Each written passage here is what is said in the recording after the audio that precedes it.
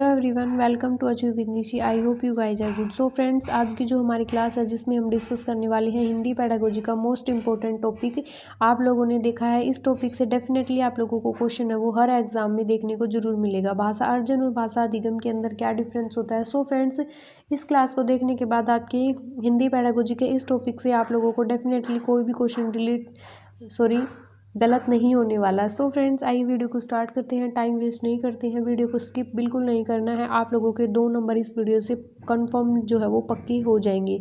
सो discuss कर लेते हैं भाषा अर्जन और भाषा अधिगम के अंदर क्या डिफरेंस होता है। सो फ्रेंड्स, भाषा अर्जन, जो अर्जन का मतलब क्या होता है, एक्वायर करना।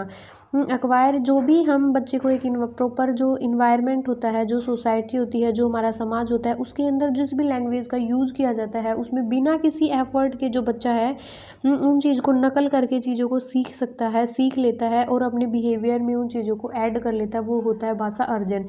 प्लस भाषा अधिगम, अधिगम क्या होता है, किसी भी चीज़ को जो हम सीखते हैं वो क्या होता है, हमारा अधिगम होता है, लर्निंग हमारा होता है।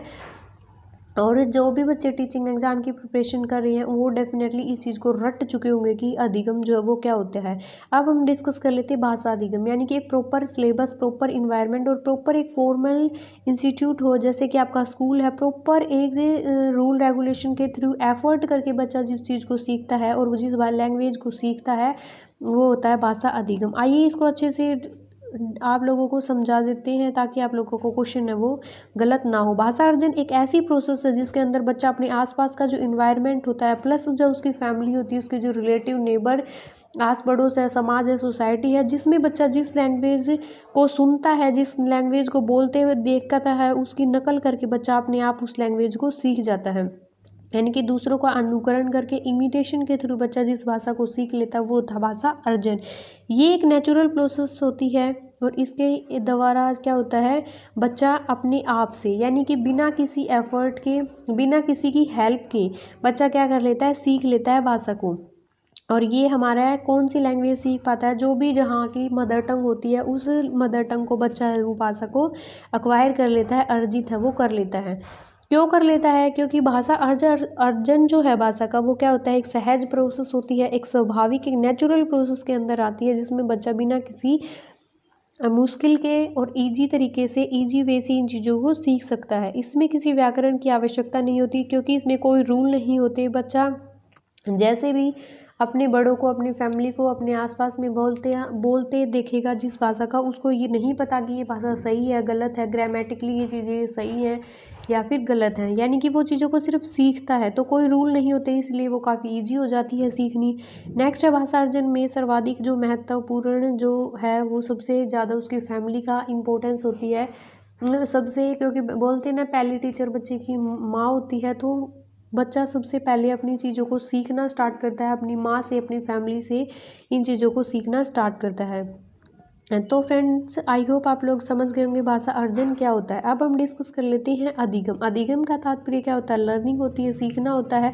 और सीखना वो होता है जो जिस चीज़ को सीखने के बाद हमारे बिहेवियर में वो चीज़ें जैसे उनका झलकें कि जो हमने ये चीज़ सीखी है, यानी कि हमारा बिहेवियर में वो चीज़ें क्या करती हैं, ऐड होती हैं, जो वांछित परिवर्तन जो होते हैं, यानी कि जो चेंज हमारे बिहेवियर में देखने को मिलेगा, यानी कि इट मीन्स वो क्या होगी, हमारी लर्निंग होगी। किसी भी लैंग्वेज को जब हम सीखते हैं, और सीखना एक लाइफ लॉन्ग प्रोसेस है, हम अलग अलग चीज़ें, अलग अलग भाषा, अलग अलग लैंग्वेज, अलग अलग चीज़ें हम सीखते ही रहते हैं लाइफ लॉन्ग। तो अधिगम क्या होती है, क्वेश्चन इंपॉर्टेंट है कि लाइफ लॉन्ग प्रोसेस है, माँ के गर्भ से लेकर जब हम कब्र तक नहीं पहुँच जाते तब तक हमारा अधिगम जो है वो चलता रहता है। वहीं पर भाषा का जो अधिगम होगा, भाषा का अधिगम करने के लिए हम प्रॉपर नियम, हमारे पास एक ग्रामर होगी जिसके रूल के थ्रू हम भाषा का अर्जन जो है वो करेंगे, भाषा का अधिगम जो है वो करेंगे। तो भाषा का अधिगम करने के लिए हमें प्रॉपर नियम होनी हो, जैसे प्रॉपर हमें स्पेलिंग का, प्रॉपर हमें ग्रामेटिकली चीज़ें गलत नहीं होनी चाहिए, प्रॉपर सब्जेक्ट, वर्ब, ऑब्जेक्ट कहाँ है जिसका यूज़ करना चाहिए, तो ग्रामेटिकली वो चीज़ें, रूल रेगुलेशन की काफ़ी इंपॉर्टेंस इसके अंदर रहती है। नेक्स्ट है, ये क्या होती है, हमारी सेकंड लैंग्वेज। सेकंड लैंग्वेज हमारी क्या है, इंग्लिश हमारी जो है वो क्या होती है, सेकंड लैंग्वेज होती है। तो जहाँ मोस्टली हम उसी लैंग्वेज की लर्निंग करते हैं जो हमारी सेकंड लैंग्वेज होती है, क्योंकि मदर टंग को हम अपने आसपास के इन्वायरमेंट से अपने आप जो है वो अर्जित कर लेते हैं। नेक्स्ट है भाषा अधिगम में जो है वो क्या होते हैं, नियम सिखाए जाते हैं, प्रॉपर रूल रेगुलेशन के द्वारा सिखाया जाता है, एक औपचारिक शिक्षा के द्वारा चीज़ों को सिखाया जाता है।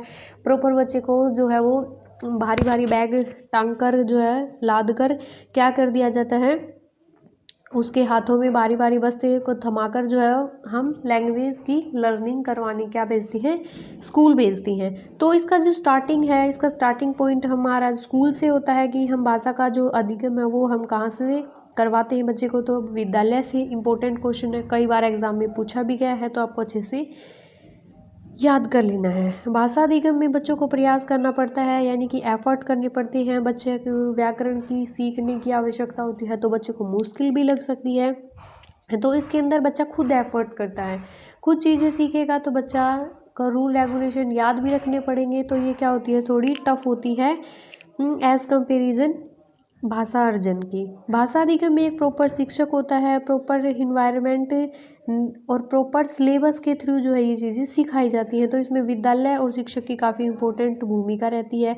अब हम डिस्कस कर लेते हैं लर्निंग के टाइप। तो लर्निंग के टाइप में सबसे इम्पोर्टेंट पूछा जाता है क्रियात्मक अधिगम। क्रियात्मक में यानी एक्शन, यानी कि क्या होगा, जिस लैंग्वेज को लर्निंग करने में बच्चे के एक्शन जिसके अंदर शामिल होंगे, यानी कि गति एक्टिव रहेगा तो चीज़ों को जल्दी सीखेगा। तो क्रियात्मक अधिगम में लर्निंग के सीखने के स्वरूप में क्रियाओं की गति पर जो है वो क्या किया जाता है, ध्यान दिया जाता है।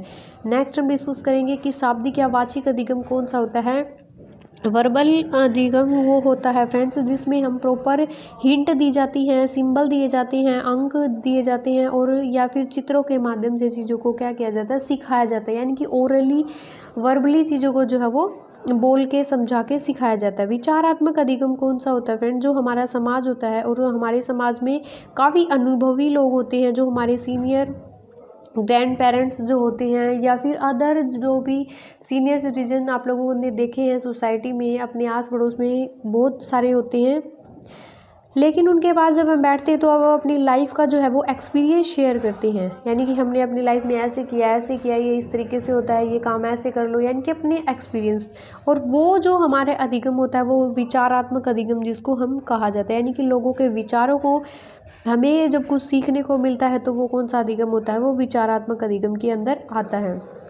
नेक्स्ट है फ्रेंड्स भाषा अधिगम और अर्जन के संदर्भ में जो विभिन्न साइकोलॉजिस्ट हुए हैं उनके जो हम विचार जान लेते हैं, क्योंकि हमारे विचार जानने का मतलब हमारे एग्जाम में इम्पोर्टेंट है। तो वाइगोत्स्की जो आप लोगों ने सीडीपी में खूब पढ़ा होगा, वाइगोत्स्की जो हैं साइकोलॉजिस्ट हैं, और उन्होंने किस तरीके की थ्योरी जो है वो दी है। तो इन्होंने सोशल कल्चरल थ्योरी दी है, पहले तो इसकी थ्योरी का नाम याद रखना, फिर इन्होंने कुछ टर्म दी है वो भी आप लोगों को याद करनी है, जैसे MKO है, आपका स्कैफोल्डिंग है, आपका जोन प्रोक्सिमो ZPD है। तो ये आपको फुल फॉर्म है, जिसको स्टूडेंट को पता है वो कमेंट सेक्शन में इनके फुल फॉर्म जो है वो ज़रूर लिखे, मैं आपको लास्ट में ये चीज़ें बताऊंगी। नेक्स्ट हम डिस्कस कर लेते हैं कि इस भाषा के बारे में, लैंग्वेज के बारे में वाइगोत्स्की जी क्या कहते हैं। तो वाइगोत्स्की कहते हैं कि ये जो हमारा एक समाज होता है, यानी कि एक सोसाइटी होती है, और ये हमारा एक बच्चा होता है, जो बच्चा होता है इस समाज से इंटरकनेक्ट करने के लिए इसको एक लैंग्वेज की ज़रूरत पड़ती है, यानी कि एक भाषा की जो है वो ज़रूरत पड़ती है। और ये भाषा जो है इस बच्चे को समाज के साथ कम्युनिकेशन करने में हेल्प करती है। तो बच्चे का डेवलपमेंट कैसे होगा, जब तक वो समाज से जुड़ेगा नहीं तब जो उसका डेवलपमेंट नहीं होगा। और जैसे वो संपर्क करेगा तो उसको एक भाषा चाहिए अपने विचारों को समाज से और समाज के विचार समझने के लिए। तो ये जो भाषा होती है ये एक टूल का काम करती है एक बच्चे का डेवलपमेंट करने में। नेक्स्ट है प्याजे जीन प्याजे जो है, इन्होंने संज्ञानात्मक की जो विकास की जो थ्योरी है, आप लोगों ने पता है 4 स्टेजेस उन्होंने दी है। और ये जैसे बताते हैं कि जैसे जैसे बच्चा अलग अलग जो स्टेज है उसको पार करता है वो मैच्योरिटी की तरफ बढ़ता है, और अपने इन्वायरमेंट से अपने खुद के द्वारा जो है वो अपने ज्ञान का सर्जन करता है। लिटिल साइंटिस्ट जिन्होंने कहा है एक बच्चे को, वो कौन है, वो है जीन प्याजे। ये कहते हैं कि बच्चे का जो संज्ञानात्मक तंत्रों की बात, जो एक परिवेश होता है और अंतःक्रिया के माध्यम से बच्चे का जो भाषा है वो क्या हो जाती है, डेवलप हो जाती है। यानी कि बच्चे के अंदर पहले क्या आते हैं, विचार आते हैं, और फिर क्या आती है, भाषा आती है। और वहीं वाइगोत्स्की इसके अपोजिट कहते हैं कि पहले भाषा आती है फिर बच्चे के अंदर विचार आते हैं। तो ये आप लोगों को अच्छे से याद रखना, क्योंकि इससे एग्जाम में क्वेश्चन पूछा हो रहा है, बच्चे जो है वो कंफ्यूज हो जाते हैं। नोम चॉम्स्की, इन्होंने फादर ऑफ लैंग्वेज कहा है। आप लोगों को याद रखना है, इन्होंने एक LED नाम का यंत्र है, डिवाइस है, जिन्होंने इसको बताया कि बच्चे के दिमाग में ये चीज़ें फिट होती हैं कि एक यंत्र होता है जिसके द्वारा बच्चा अपने आप जो है वो लैंग्वेज को सीख लेता है जैसे ही वो समाज में संपर्क में आता है। यानी कि एक बच्चे के अंदर जो जन्मजात इतनी शक्ति, इस यंत्र के अंदर इतनी पावर होती है कि जन्मजात ये चीज़ें बच्चे के साथ होती हैं कि वो भाषा को सीख सके। यानी कि उसके अंदर इतनी कैपेसिटी होती है कि बच्चा इन चीज़ों को, लैंग्वेज को इस यंत्र के माध्यम से जो है वो सीख लेता है। एक बात उन्होंने कहा कि 5 साल तक जो है वो बच्चे के अंदर भाषा जो है वो तेज़ी से सीख सकता है, एक इसके बाद की एज के। यानी कि आप 11 से 12 साल के बच्चे को जो चीज़ सिखाओगे और वही चीज़ 5 साल के बच्चे को जो लैंग्वेज सिखाओगे तो 5 साल तक बच्चे का जो है वो काफ़ी जो है वो सुपर्ब वो होती है, एक पावर जो होती है बच्चे के अंदर की वो इन चीज़ों को जल्दी से जो है वो कैच कर लेता है।